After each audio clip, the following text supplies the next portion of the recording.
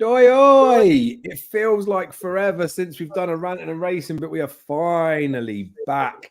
And what timing we're back with. The racing's starting to ramp up now, Jamie. Last weekend was decent. Weekend before was probably not so much. We've got good action, hopefully, coming up this weekend. If the weather is kind, probably won't be. Who knows what's going on? There's been some movements in a few markets today as well. Loads of novice entries have come out. Also, movements in the market towards the Dublin Racing Festival. El Fabiola might not travel. Speculation, all that sort of stuff. A little bit of news for Cheltenham. Sorted something out for pre-Cheltenham. So we will talk a little bit about the Cheltenham Festival preview. Only so much I can go into to that, but we will talk about it a little bit later on. I'll give you guys a few bits of information on that. You guys deserve it first as well, like the loyal viewers. So this will be the place where I'll announce most stuff. But yeah, rest of it will go out on Twitter. We need to talk a little bit about the action that happened last weekend, as I touched on, and we'll talk about stuff that's coming up, Jamie, if that's all right with you. We'll see in the mailbox if there's any rants or things out there. I'm sure there's bits that we've both got to get off our chest as well.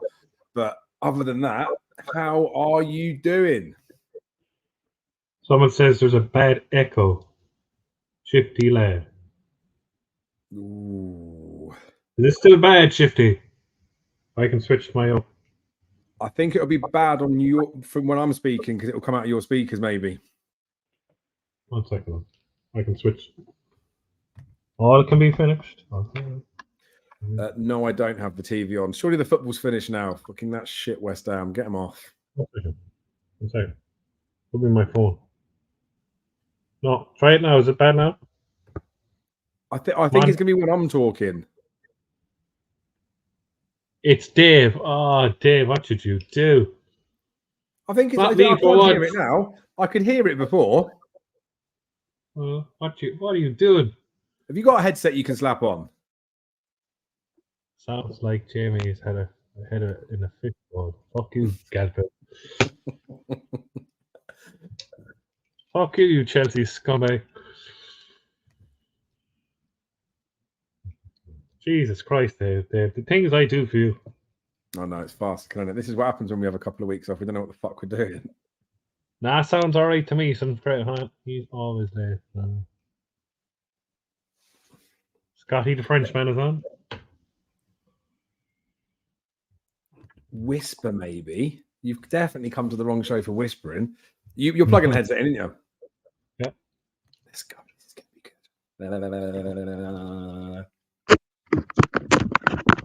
Anyway, I mean, sort of talk amongst yourselves. All good? Oh, God, listen. Come on, everybody. Like some sort of ripple of applause in the comments. How good does he sound? Whoa.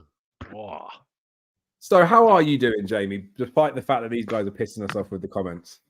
I'm very disappointed at you, Dave. Why so? I'm not talking to you anymore. You announced something without my permission.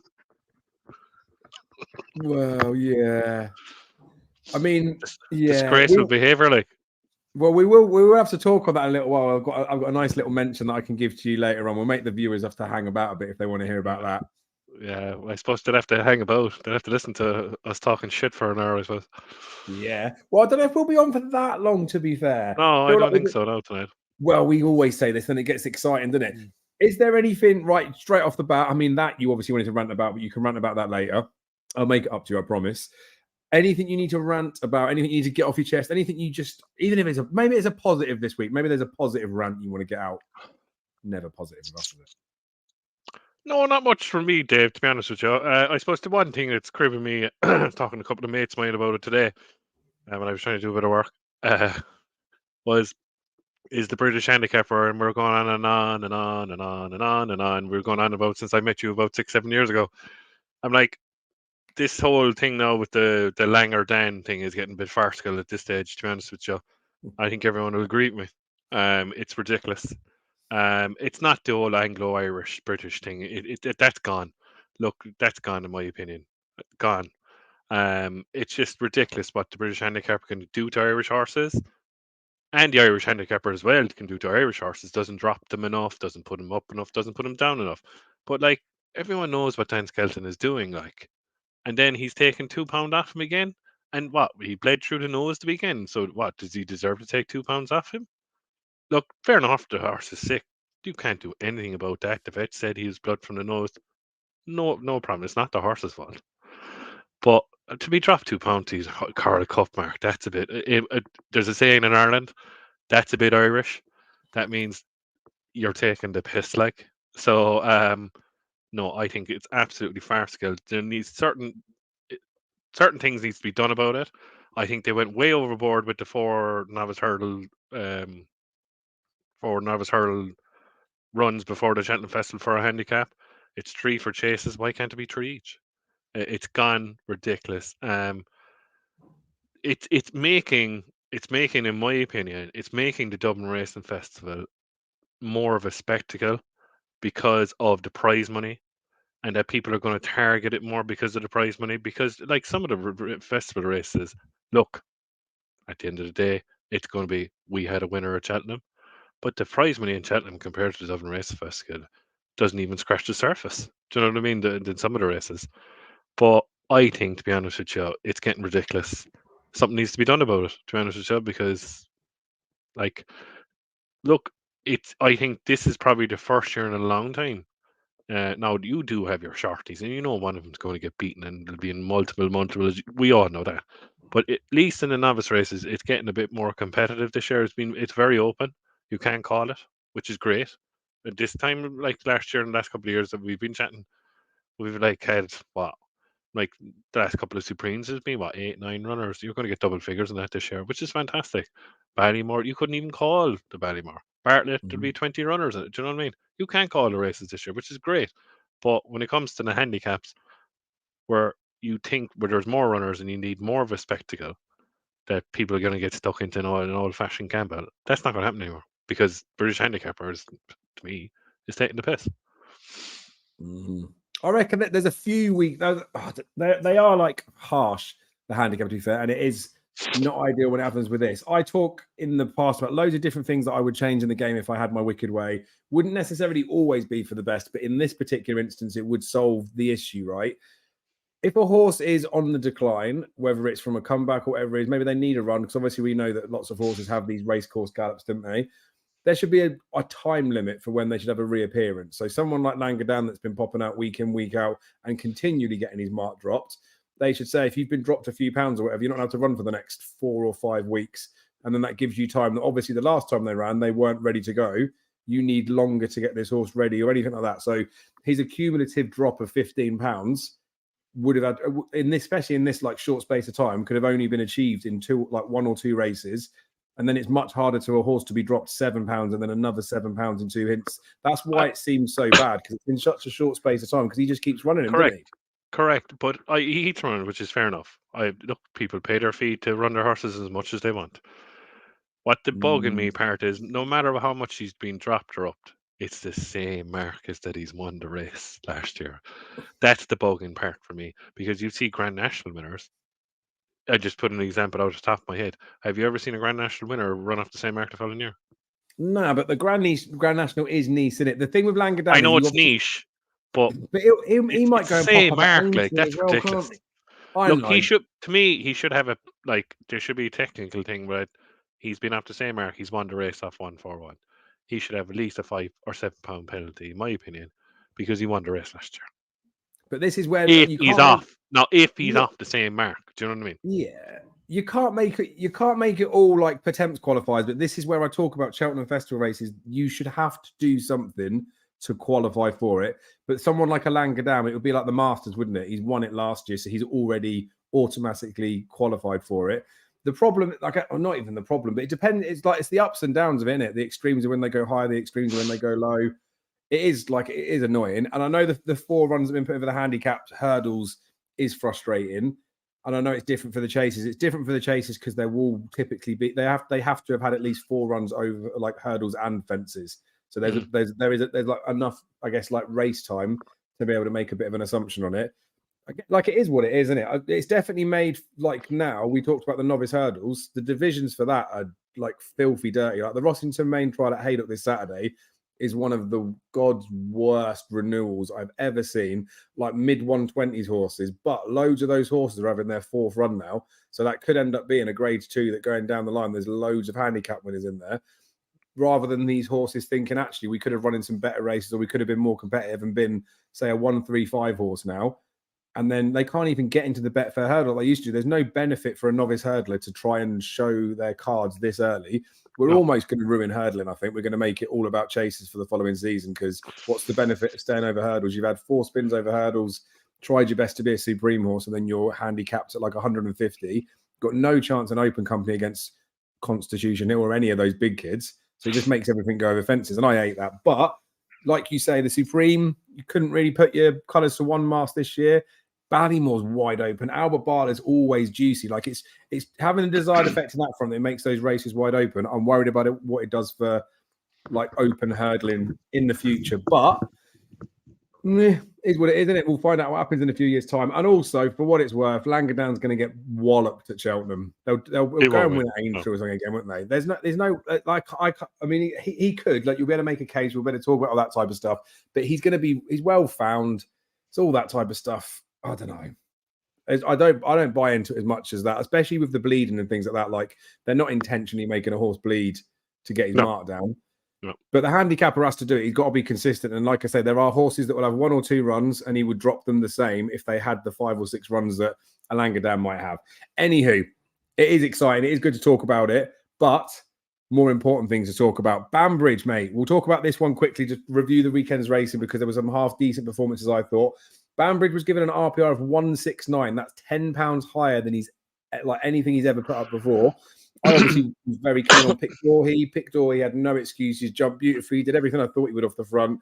I just didn't think Banbridge was capable of running to that higher number based on what we'd seen before. But pretty decent marker from the boy, because, like I say, Pickdory, he did everything right bar jump the last, and Pickdory comfortably would have been putting in a mid-160s performance. I think 169 is a touch high, but Banbridge for a Ryanair, do you reckon he could take the title off of Allaho? Wide open, Dave, the Ryanair at the moment. It all depends on Allaho, but Banbridge, to me, he is very ground dependent. If there's a bit of too much soft in the ground, to be honest with you, I think he'll be there. My only worry about him is that, look, he's never shown it before, but the last 2 fences, like, he clouted him, like, really, like, to know he won't get away with that at Cheltenham. Now, he's been impressive before at Cheltenham. There's no doubt about that when he won that 2-mile novice that year in the November meeting. I suppose Pickdory is a very good yardstick, went that fairly hard, do you know what I mean? Edwardstone was just way too keen. Way too keen. I don't know what they're going to do with Edwardstone. I think the theory now what I have with Edwardstone is that Editor the Jeep broke his heart up the hill in the Clarence House last year, and sometimes horses, when they go by and then they're beaten again in the shadow of the post, they never really recover. I think Edwardstone will probably move back now to the Queen Mother, because I don't think they can settle him in time for a Ryanair, to be honest with you. So he's just going to end up running in the champion chase and then probably running in the celebration, maybe at Sandown at the end of the year. He's probably now in no man's land, to be honest with you. Banbridge at the moment, I wouldn't be backing it no for Ryanair. No, he's not for me. On now, unless it's like a day that Vautour won it, when it was the sun was shining and it was good ground, he'd have a chance then. But I'll wait for the day if I was ever going to have a back him myself. All right, then. And then in one word, Ryanair, Allaho's to lose, yes or no? It's a maybe for me. Okay, we'll stick with a maybe. And yes, Joel, I know it's Envoy. He's got to take the title off, but Allaho would have won it last year. I'm still fairly confident. He's been touching sort of 5-6 to 1 on the exchanges. I'm just toying with having some more money on him, to be honest with you. I kind of agree there. I still like Envoy Allen. Yeah. No, fuck Envoy Allen. Anyway, he's got a chance. There's potentially a few that have got good chances. It looks like that's going to be a good race, as many will be at the festival. He's in the Horse and Jockey Hotel race this weekend. Appreciate it's in there. There's bundles, and I can't remember all. Envoy's in that race. I don't think Allaho would run it. It'd be very strange for him to have a run at Kempton and then to run here and then go to Cheltenham. It's a case.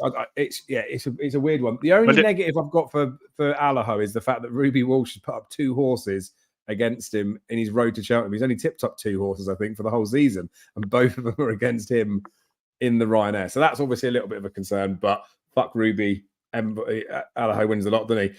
So that was the Banbridgey type performance. I guess for me, like the next best performance over the weekend, it's tricky to split between the two of them, but Grey Dawning was very impressive. The fact that he was like, even his last jump, didn't he? Jumped through like the birch bit on the side of the fence at the last fence. And obviously we saw him bank that one at Cheltenham. He does seem a bit reckless and like quite a biggie horse, I think. Almost like when they let him go, he gets maybe, I don't know, excited or whatever. Like he's not, I don't think he's capable of jumping as fast as he can run, if you know what I mean. But he's got some huge engine, and that's a couple of wide margin victories in races like that intermediate chase where he beat Appleway and Gaillard de Mesnil. I know it's probably shit, but he's beaten some very good horses in there. Looked like it might have been a bit of a pace collapse, but you can't really argue, like I say, with a couple of wide margin winners. So that's a different, very much different track to Cheltenham. It is a jumping test, and he got away with it. Do you see him now as a Brown advisory type for March? Would you be thinking he's worth serious consideration, or do you think it's recency bias and some of the form earlier in the season is actually better than what he did this weekend? The way they went and how quick they went and the way he jumped, but these last two jumps were terrible. I'd be really worried about the way he jumped the second last at Warwick, and then you bring that to the second last in the old track. I'd be very worried. Now he's going to travel into the race like a very good horse. He's going to be there, but I'm going to be very, very worried at the second last. You're going to have your heart in your mouth if you have a few pound on him. But to me, he's still behind Grange Clare West, Factifile, and Stay Away Faith for me. But are they going to split Grange Clare West and Factifile? Willie Mullins bingo. That's the problem there. But he's definitely a player, Dave, because he can go with pace. He is a player, but I'm really worried about his jumping at the end. Yeah, fair enough. And I think it is that as well. This is why I like to talk about it. It is good for these things to happen, but then it isn't just that. But like there is a little bit of recency bias where we look at these good performances that come out and almost think, oh, now that's the one that's gone, like almost leapfrog each other. Yet when you go back a little bit earlier in the season, there's patches of form. But he is progressing as the season goes on. I don't believe that was Broadway Boys true running, but at some point he was going to get found out for how many spins he kept having. But that was good. The one that was, in hindsight, right, won a race very impressively, has now gone and blown the world apart as the next best thing since sliced bread. Willie Mullins' greatest novice hurdler. If it hadn't have been foggy in Naas on that day, Mystical Power would have run in the Lauders of Naas. All of a sudden now he was a grade 2 horse along. He was always going to win the Supreme. Very impressive in that Moscow Fly. Don't get me wrong. I don't think it was a great race. Did like a few bits novice-y, like bad jumping, but like did quick away like a really nice horse. But I guess I put it to you, how did you view the performance and where do you see him as like your estimations for Cheltenham? Because for me, regardless of all the things I'm about to say, it was good performance. You look at him and that's one of very few performances of the season you look at and think, Jesus, that's a good horse. But at the same time, we don't know what would have happened in that Lauders and Naas. Reading Tommy wrong in Atlantique, they both went well clear of everything else.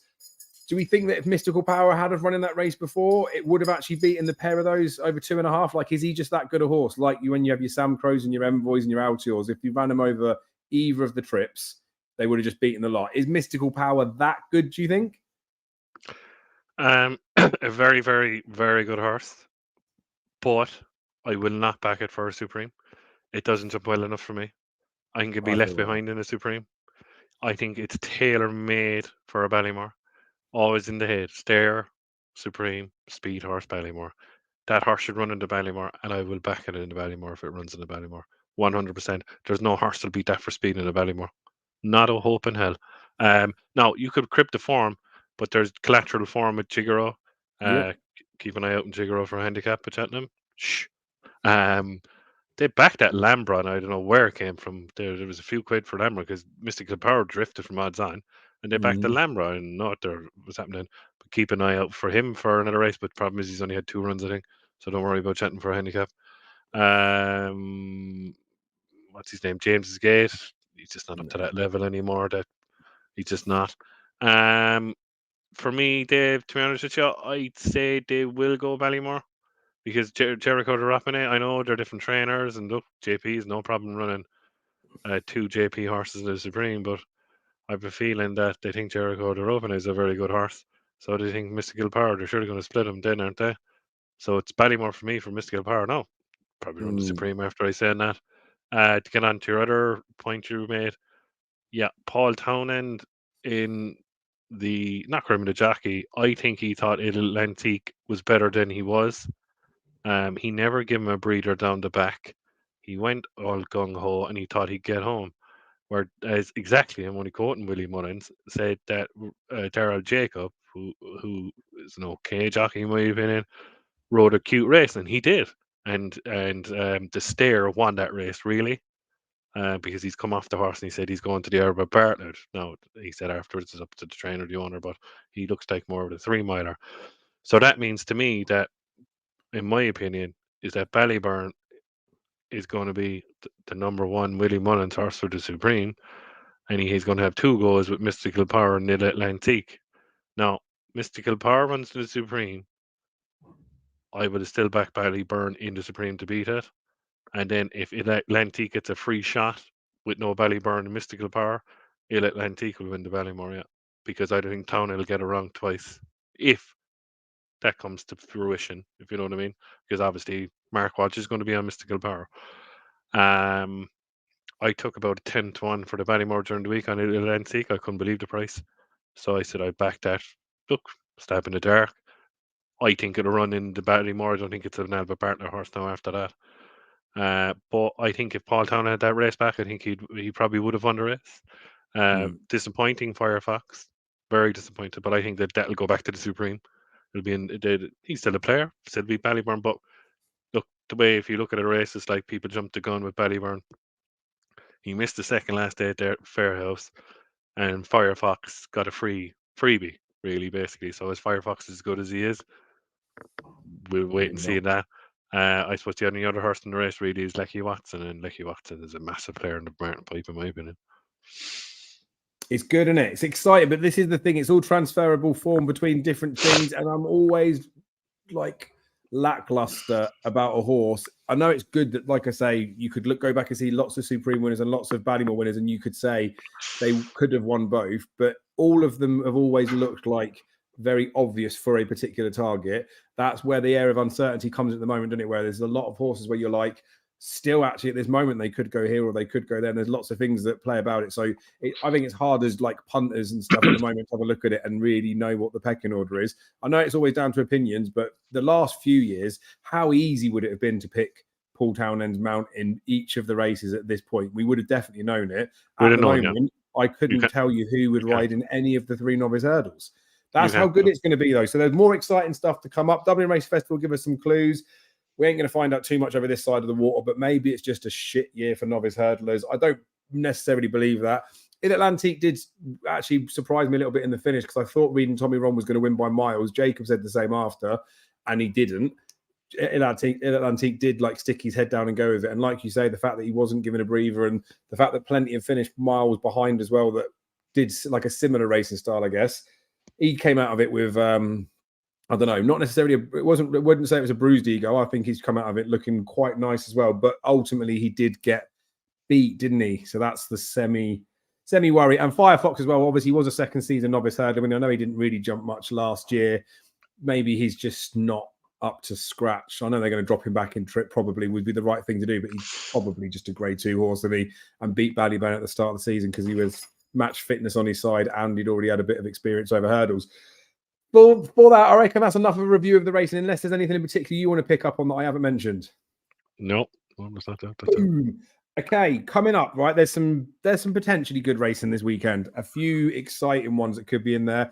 I think the biggest race of the weekend, I mean, as long as the car goes ahead, there's weather that's going to be bad. But Sunday, I'm hoping it'll be better by then.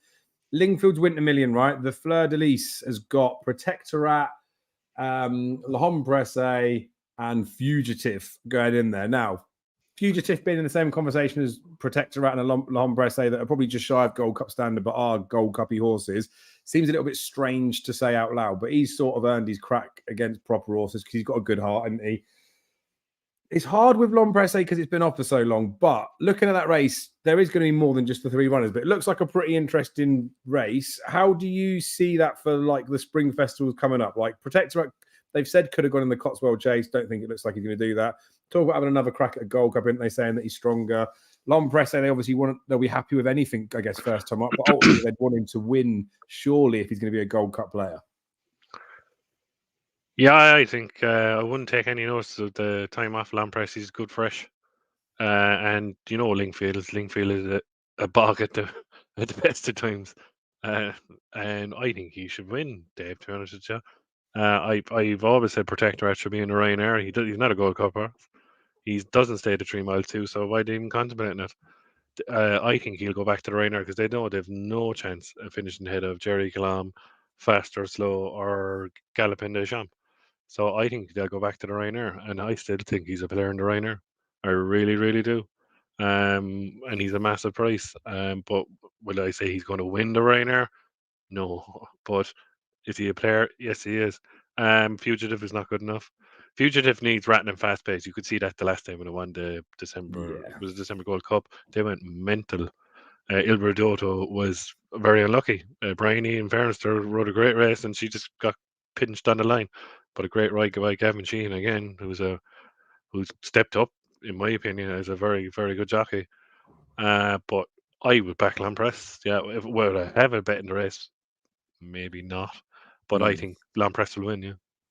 It's painful at the moment, right? We talked about that it's 8 weeks till Cheltenham. We know that there is a window where, I can't think of a better word, the racing's shit. There's a proper lull. And I know there'll be people saying, oh, it's not about Cheltenham. There'll be some really good races here. There'll be some nice little horses at Taunton that you should know about. Yes, if that's your bag, do that. But I want to get stuck into a few building up to the festival. It doesn't mean that I'm just going to go looking for bets. But while the weather's like it is for this weekend, it's tricky, right?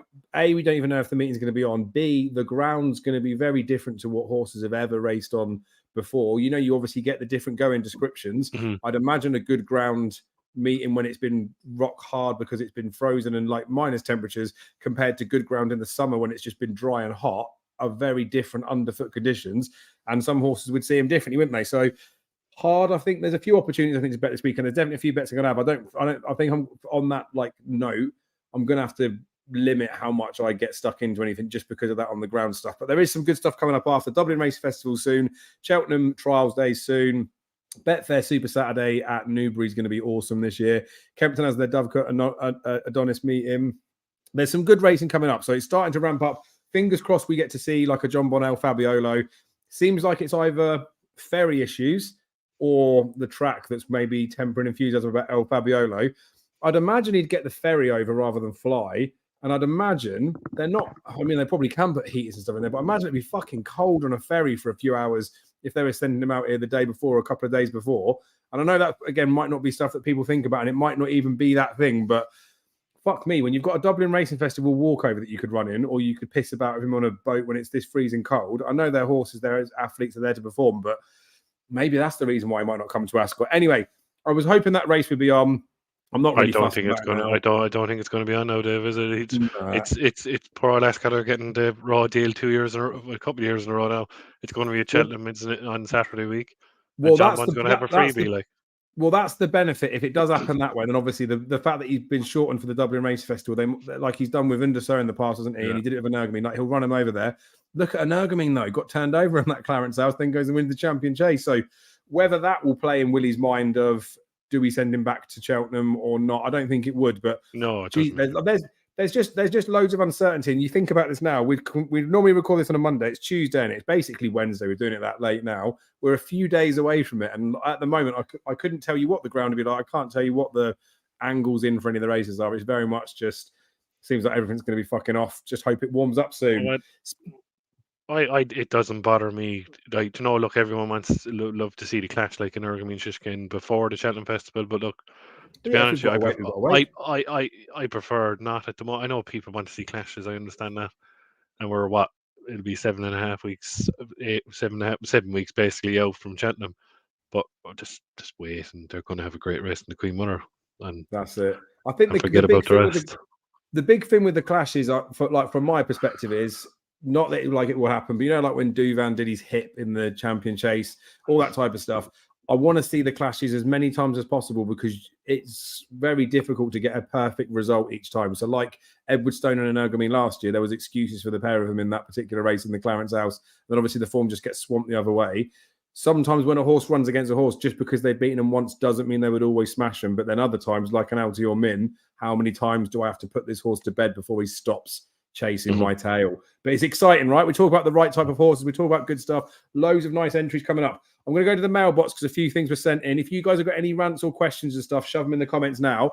And I'm also going to start to allude a little bit more about the Cheltenham Festival preview thing. Right, I'll do one little thing now, right? Across this week, there's a panel of people that I've pulled together to do this, and I will be revealing who they are. Sneak peek, I'm on the panel. That's the bombshell that everyone wanted to hear. I'm on the panel of my own Cheltenham preview night.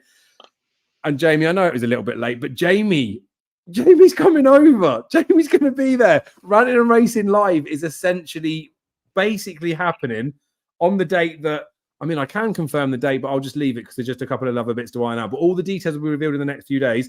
It is going to be a filthy, dirty day. Jamie, I know, like I've said, haven't I? There's bits we can't necessarily talk about because there's still a few more bits to iron out. I'm trying to think of what I can say. Mate, it's going to be like with some of the stuff we've talked about and the way that we're going to do this, it's very different to any other preview night. There's no way in the world this isn't one that goes down in history, hopefully for the right reasons, right? Yeah, well, I suppose, yeah. The last time I was there was at my cousin's wedding, so I can't remember the last time I was there. So that was a good night. So I presume I'm going to have another good night in that race course. So yeah, sure. We'll come over. That's it. Yeah. We haven't technically announced the race course yet. So very well done there. Well, we all all know of the followers it. know where your cousin got married, unfortunately, so that's ruined it. But it hasn't. but this is the thing. This is like, I mean, I know plenty of people probably have been able to work it out, but like, it's one of these places, right? That is. It's that like there's race courses and then there's race courses, right? Cheltenham's obviously the holy grail and it's filthy, but for many different reasons, all sorts of stuff that's like a magical place for that. This particular venue is unreal. I can't believe we've managed to bag it. It's going to be someday. But as I say, we will deal out more details with it. I will talk a tiny bit more about it after we've done a few more rants as well. If you guys have got any questions about it, then bang it out. But I will be revealing the rest of the panel across the week, the concept, what's going on with it, and how you can be there for it. Imagine that. Imagine being able to be there to give me like a little cuddle and be like, hey, Dave, give the little head, little rub. And we'll make sure as well that there is plenty of time for mingling and stuff as well. This is not going to be a turn up, sit down, listen to us talk. And you can do if you want to do that. But I have made provisions so that there is a big window prior for beers, get together, and hopefully we can whip around and get a few more like YouTube-y social people there at the same time to create a bit of a meetup, and then everyone can just sit back, get to see this live, and fuck. Honestly, I mean, I'll get so excited, but I've got to just shut the fuck up. But there's so many very good things that are going to happen that night. Details will continue to be alluded after, but fuck me, it's going to be good. And it's honestly, if it only happens this 1 year, Jim, if they don't let us back after the things that we've got planned, then I don't care. I'll die a happy man. This is going to go down in history. Like I say, hopefully for the right reasons. Look at it. Everyone's saying it in there as well. I will mention stuff after. I can't potentially say. I mean, I could say where it is, but I'm revealing in the week. You can guess all you want, but I'm just not going to say yes, definitely to any of it. But there's definitely people off the little spin around that 100% know where it is. Just keep the hype going, innit? Let's do some sort of weird reveal. Anyway, mailbox. Just going to look in here because a couple of things were sent in. We talked back end of last year. I don't know if you can remember. It's been that long ago. We were going to get a few people on, right? We will be getting those people on. A few people emailed in, so I will mention this one last time. If you don't email in this time, go fuck yourselves. If you want to come on to the channel, we're going to do an episode where we're going to invite you guys that you like to comment. If you are happy to come on, do your face, do the sound or whatever, then you are welcome to come on. We've had a few people that have emailed in. Email into rantingandracing1@gmail.com. So I've got your details.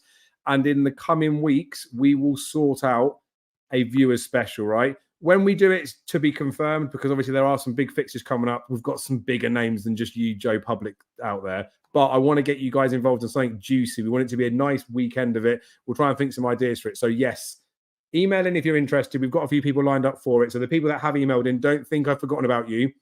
I mean, you're going to get to speak to us. We're famous. We've got our own preview night. Anyway, in there, most of the emails that are in the mailbox are just about coming on. So I can't really say too much. We're having a little look at one that come in here. I have read this one, but I always like to say I haven't just because it's dramatic in it for what's going on there. Email him, Evening Boast. What a cracking few weeks of racing. So this was sent just after Christmas, so the 8th of January. I must say I'm a massive fan of the Cheltenham previews out of this weekend. They were really good. If you haven't watched them, go and watch them. There were some great views and the races and tied little angles into some of it. My rant this week, though, has got to be evening racing fixtures. What the hell is this all about? The whole racing community agrees that we have too much racing, but we're now feeding the bookies' appetite. Even the jockeys don't want to be out there, but I assume fear for losing their positions at the yards. They feel they have to attend. This sport is getting crazy by the days. Anyway, Happy New Year. Keep messing with the content. See you in Ireland. Well done on the preview night. They didn't say well done on the preview night. I'm just going to keep saying that. But we talk about there's like too much racing, right? And they've reduced fixtures, haven't they? And they've done all bits and pieces with it. When you like there, I know it's different because they want to put things in there. But when they chuck on like an extra all-weather fixture because the racing's been abandoned. What?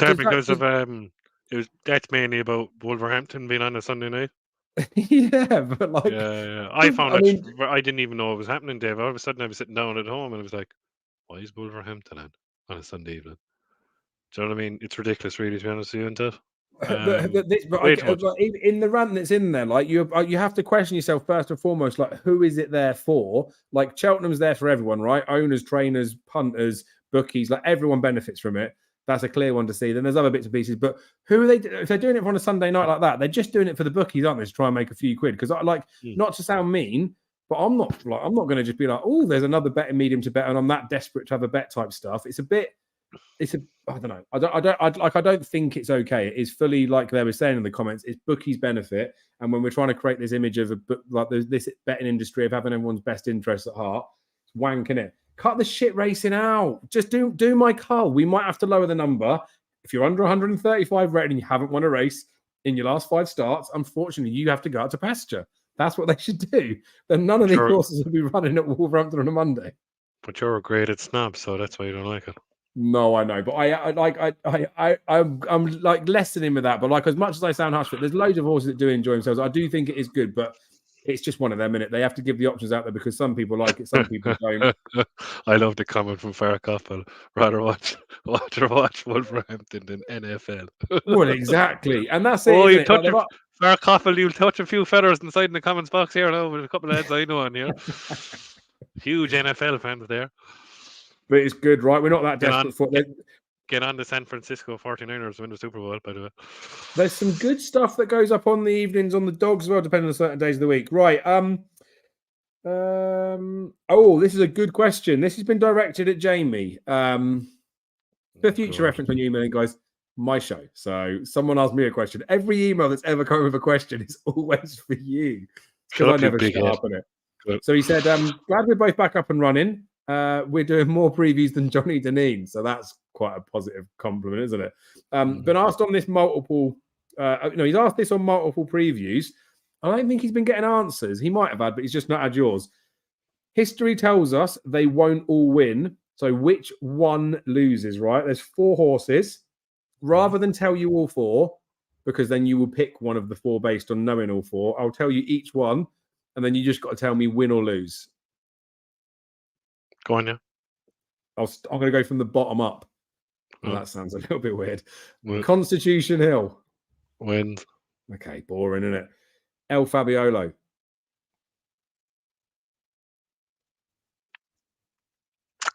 Wins. Okay, yeah. And this is why I didn't want to read all 4 out, because you might have chosen if you knew the other 2, but you won't. Marine Nationale. Wins. Yeah. Gaelic Warrior. Wins.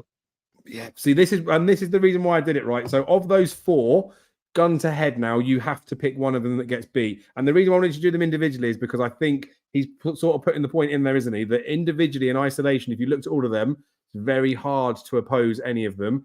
But we know, again, like he's saying, history and all that sort of stuff. So of those 4, chinks in the armors, Constitution Hill is just if he's finishes alive or well, so wins, surely. Marine Nationale at this moment probably would be the second strongest. Or am I putting words in your mouth?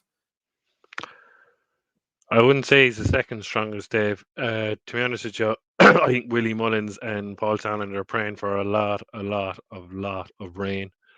And if it comes up soft to heavy in the Arkle, the year like Duke, the worst Arkle of all time, to be honest with you, even when Duke de Geneva won it. Yeah. If it came up, excuse me, if it came up soft to heavy, Barry Connell will be worried about Fast Vega. Nice. Right. So we'll rank them then. Which, like, obviously, the question was which one. I'll explain the rest of my. If you want, I'll explain the rest of my thinking.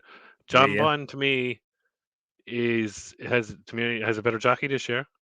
Has run very well and has improved in my opinion. I think he's going to get a lot closer, and it all depends on Nico race riding in the race. And Nico has to go for it early and to run this thing out of Fabio. Now he might not have enough left for Fabiola. Fabiola's there at second last, but I think this year he's proven that he's better, and Nico will take it up at the water and go for it. And I hope he does, and it'll be a great spectacle. Gaelic Warrior to me, the only Hermes is there in the Turners. Obviously, there's no doubt about that because he kept up to a certain extent with Le Francais. But the one horse that I think will run in here, and I think he'll be dropped to here, is Factified, because I think if Gaelic Warrior goes wrong, then Willie Mullins has a bigger backup in Factified. Because always in my head, Dave, and I've said it to a lot of friends of mine, that Willie Mullins tends to run his proper Gold Cup horse for the following year in the JLT, Juicens, the Turners, whatever it's called, the year before. And I think Factified will go in. I hope he goes in. It doesn't matter where he goes, in my opinion. But I think he could go in the Turners, because then if Gaelic Warrior jumps violently to the right, which he will up at the second last and the last in the new course, there's no doubt about that. That Factified will jump straighter and pick up the pieces. So that's just my thinking at the moment. So you'd have to be worried about the three of them, to be honest with you. But look, to be honest with you, is it like I said, it's Marine, Facile, John Bon, Fabiolo, Gaelic Warrior, and maybe Factified. So there's still the horse that could beat of the main pots. But a lot of people are going to be on him. But you know yourself, it's like everyone waiting on Envoyel and the year of COVID. My God, that hurt. It really did, because they all won. Envoyel. The worst thing about the Envoy one was obviously the change of yard, things going on and that sort of stuff. Yeah. So there's almost like a bit of something else shoved in there that everyone wants to just push under the carpet and be like, shouldn't make a difference. It's been a short term. And it's not saying that was the reason it happened. I think it was an injury, wasn't it? But it still was a part of all of it, wasn't it? That we haven't got this year. We haven't got any of those switches. Fingers crossed no one's doing anything untoward prior to it. It's interesting, though, isn't it? Because they do all look like the bankers at this point. Lots of people are sticking in the multiples and stuff, but you've rightly addressed some concerns in there. I'd always wind back to what Willie says right at the start of the season, right? When he talked about Gaelic Warrior not staying hurdling but going over fences, he did name check the Brown advisory for him. So I do believe that his intention at the start of the season was to try and make him see out 3 miles, because he might think that's his optimum trip, but also get him to do it while he's chasing. And not saying for whatever reason, but it does appear now that he's not thinking of doing that with him. So he's obviously run a horse as a novice over 3 miles as a hurdler last season. Right-handed, right? We know Gaelic Warrior is very good. In theory, he could have won any trip at Punchestown, but they decided to go for the 3 mile route. Now they're not seeming to step him up because they are thinking about Cheltenham, I guess. Even for the Dublin Racing Festival, like he could go back against a Marine National. They did it with Gallop in the Champ. Sure, Gallop him in the Champ on the same race Gaelic Warrior won the year before that year. Well, exactly. I just mean that he name checked it at the start of the season, and the only reason why I was bringing that up is for what you're saying about Factified. He talks about him being a weapon. He didn't say at the start of the season Factified was definitely a Brown advisory horse, did he? And I agree with you. Like he's a smart and wise enough man to know you potentially, like, if he knows this horse is very good, potentially, like you're saying, as a Gold Cup horse, someone like a Gaelic Warrior does need someone behind him just in case, for whatever reason, it does go tits up, because he doesn't want it to go tits up with one horse when he's got potential firepower he could throw in there, pick up the pieces if it needs to be done. It's fascinating to see how it goes. My favourite thing at the moment was fast or slow entries that he got at the Dublin Racing Festival. He's even been put in the Dublin Chase, isn't he? Like, it's mad. But that's Brazil. He does that. I know he does. He might end up in a Ryanair, mate. Who knows? Everyone's backing him for a car. No, I know. But he's mad, isn't it? I just mean with, like, again, certain horses and certain things do stuff. They grab the attention of, why is this trainer doing this? As soon as it's a Willie Mullins horse, as soon as it's one that people are starting to get excited about, we question things way more than we need to. Leave them to it. They know what they're doing, right? That's the last of the stuff in there. Is there anything we've got from the comments to bring up? Or should we start wrapping it up? Is there anyone No. Let's have a little scroll through. Have a scroll down, Dave. See if there's any good comments. A lot of it's to do with golf, which is good. 4 to 5, Tom Leach says Lahon Brace is a ridiculous price. I don't know if that's ridiculously positive or ridiculously negative. I'll tell you what's good to be considering it's the first week back as well, to be fair. Batman. I see nice the lads. Ian, it's Ian Rayner from Batman Girac. I saw that. I got 133. Great mark for a Boodle. Yeah, he's in a handicap hurdle this weekend, isn't he, in Ireland? Yeah. I think he's become, Dave, to be honest with you, I think he's become a wise man guy's horse for me for the Fred Winter. Do you know what I mean? It puts it off, doesn't it, when it's this far out? It does, yeah. Trevor Clark says they're doing the same at Unexpected Party. I agree totally. What the Skeletons are doing. Yeah, Scotty there made a good point. Add the £6 mandatory rise. Yeah, I would totally agree, especially when it comes to off the same mark. I totally agree. Bambridge was impressive, but he's ground dependent. I agree. This is one I'll just quickly touch on because obviously I did bet this horse. I put him up on my anti-post series. The novice chase entries, Flooring Porter's only entries, National Hunt Chase, but he's in the stairs hurdle, isn't he? He's going to stairs hurdle. Well, that's it. It still confuses the shit out of me. But why have any entry in the novice chases if you're going to go to the stairs hurdle? He's not. I can't imagine him as a National Hunt Chase horse at all. I still think he's got it wrong, but obviously the trainers know better than I do. So as much as I've done my bollocks on him in terms of the bets down, Monty there is brown advice. Yeah, I wouldn't disagree with that. No, because they think he's another Minina Indo. Rocco entered. That's very interesting. I thought he was a monster, to be honest with you, but I backed him. The bet came back on my anti-post election for the Turners, which I was delighted about. But I can't see him running, Dave. To be honest, he'd probably go to entry maybe. It's and scroll. And I know with the thing with that Aroko, right? Like he did, obviously did look very, very good. We'd obviously like to have seen more of him. And I know things can happen like untoward, like people have slower preps or whatever. Like Marine overcame a massive layoff compared to a typical Supreme winner to go and do it. And unless, like Barry Connell just didn't say it, but he didn't have a significant injury, did he? Whereas Aroko had something where they thought he was bad enough after the season. I don't know, he's come back better. But it was only a foot injury, though, wasn't it? It wasn't a tendon or anything like it. It was something to do with his foot. But it still makes me very lukewarm on those types of ones. So as much as they could go and win a race, it almost scares me a little bit that, not saying they're rushing a horse back for the sake of it, because especially JP would never do that with any of his horses. No, I agree. But it worries me a little bit with Origrino and Guerrero, whether they've got hold of the horse, and because it's them and their name, they want to get him going again soon. I'm not saying I don't trust their judgment, but it does scare me in those instances that people are desperate to have that Cheltenham Festival winner, aren't they? Yeah, 100%. Bernard Rourke says Grey Dawning will win the Charlie Hall next year. Fair enough, good point. Saint Roy for the Saint Roy for the Grand Annual. Yeah. Yeah. I really like Saint Roy for the Grand Annual. But the only thing is it does remind me of Andy Dufresne. Maybe he'll get one chance and he'll finish second or something like that, and then the following year he'll come back. I think if they put a claimer on him in the Grand Annual, he's a right chance, because look how close he was last year in the Arkle to John Bunn and El Fabiolo. He's the class horse in the rest, right? I don't do it. I told you, November last year, YouTube changed it. They just put it on there. It's criminal how little we probably make from it. I will just, while we're just skimming through some of this stuff, I'm going to bring it fairly close to a close, because I know that there's more people on it now than before. You guys can watch it back after. We're going to hopefully be consistent again with it now. We were doing it Mondays every week.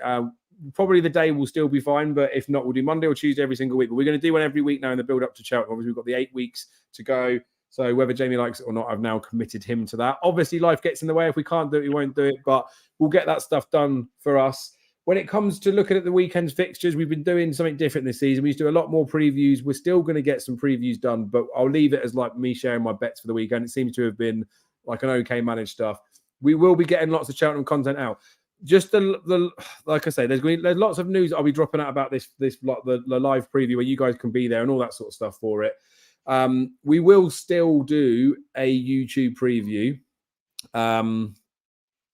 I don't know for definite. Like I said, we're still ironing out some details. But while you guys are here, and just to give you something just to think about for a short period of time, I don't think what we're going to do on this day is going to be done again. I.e., I don't think it's possible for me to share it after type stuff. So it'll be one of them where I don't want you to have fear of missing out on any of that sort of stuff, but you may have to be there if you want to be there. And that's not me saying that to be an asshole and to be like, oh, just lure you in. I'm like holding something back. It might physically be impossible, but I can't say too much because then that gives away what's happening there.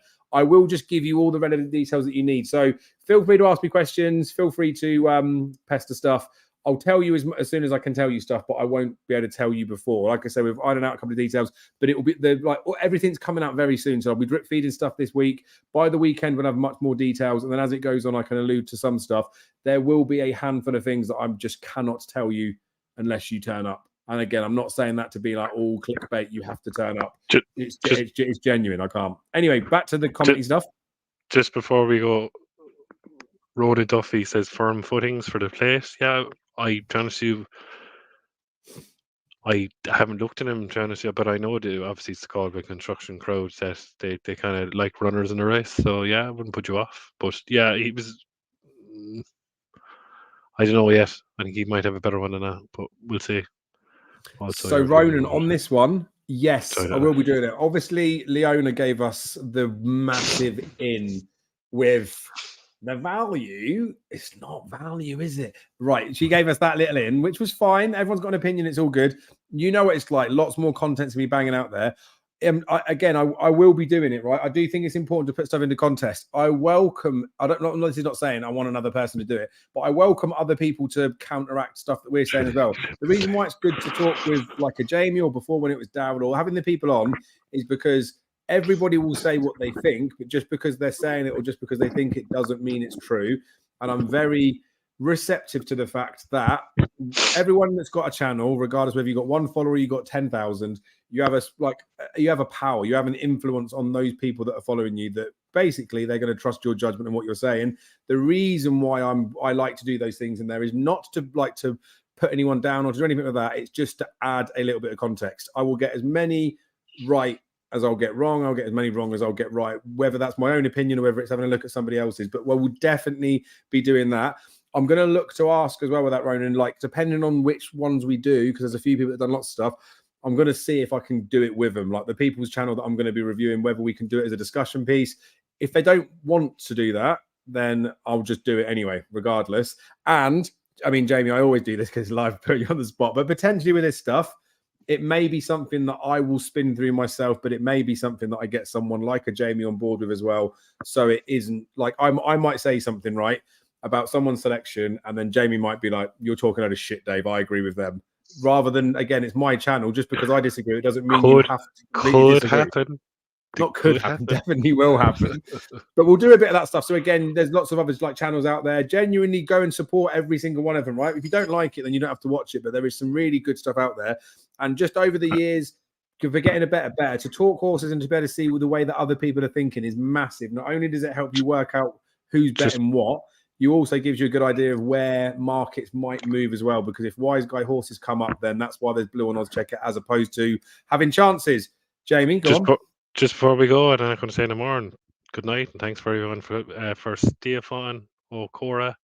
He says, Jigaro, which race, Jamie? He needs one more run before the Martin Pipe, Stefan. So best luck with that, and hopefully he runs there.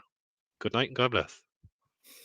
Nice. Well, thank you all for your time. We do genuinely appreciate it. Lots of news will be coming up. We'll continue doing these on the Monday, so get your rants and all that sort of stuff in. It's very much Cheltenham Festival time now, isn't it? So enjoy your evenings with your loved ones while you can, because the life is about to be consumed with Cheltenham Festival fever. Good night. God bless.